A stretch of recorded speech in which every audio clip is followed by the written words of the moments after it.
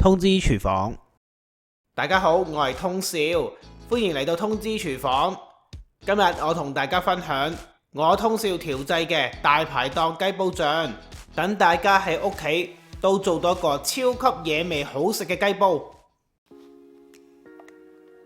煮呢一個雞煲，今次我用咗雞翼去做，買返嚟嘅時候就已經分晒件，非常之方便。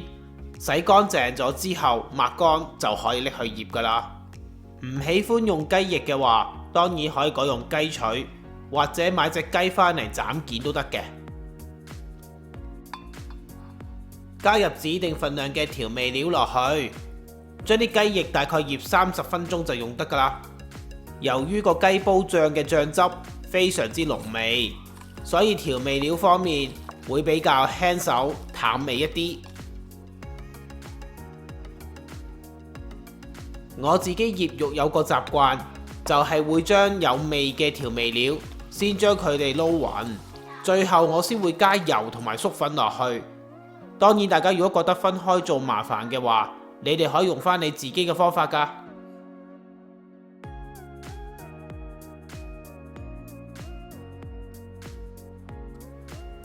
今次呢個雞煲，我嘅配料會用上我最中意食嘅芋頭。其實用咩其他配料都可以㗎，薯仔又得，鮑魚又得，南瓜又得，隨你喜歡，悉隨尊便。將芋頭去皮，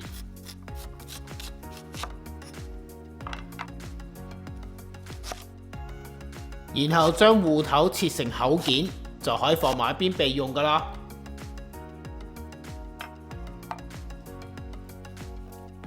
然後就要準備好雞煲醬入邊嘅所有料頭，將佢哋全部去衣切好件，就可以放埋一邊備用。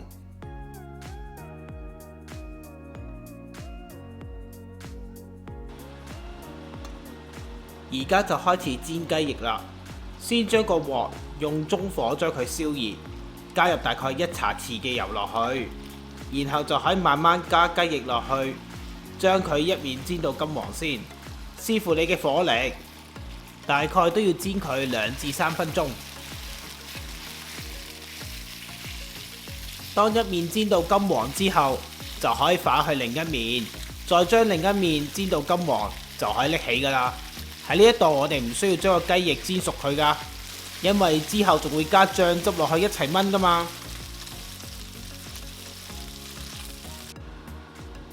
啲雞翼拎起咗之後，就用中大火將個鑊燒熱，用頭先剩低落嚟嘅雞油，將頭先切好嘅料頭炒大概1到2分鐘，令到佢哋嘅香味釋出。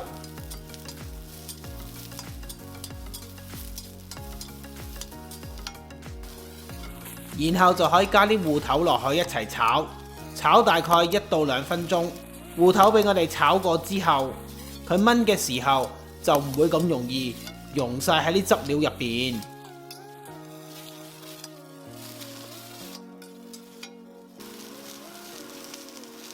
芋頭炒過之後，就加啲酒落去。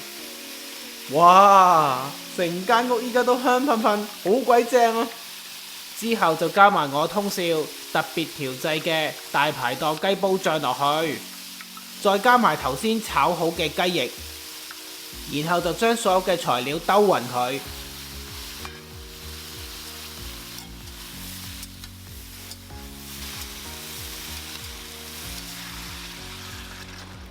炒多30秒到1分鐘之後，就可以加埋清水落去，跟住仲要加埋一啲香料落去，令到成個雞煲醬嘅味道更加豐富。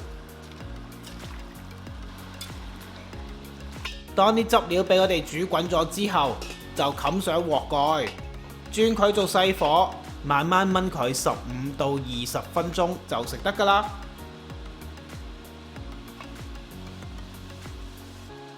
話到明係雞煲咯，煮好咗，梗係要放入去一個預熱好嘅瓦煲入邊先夠風味㗎啦。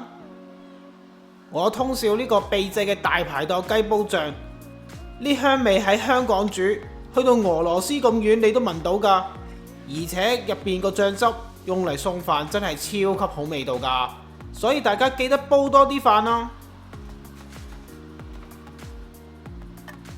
我而家就趁熱去食呢個咁正嘅雞煲，同埋我最中意嘅芋頭。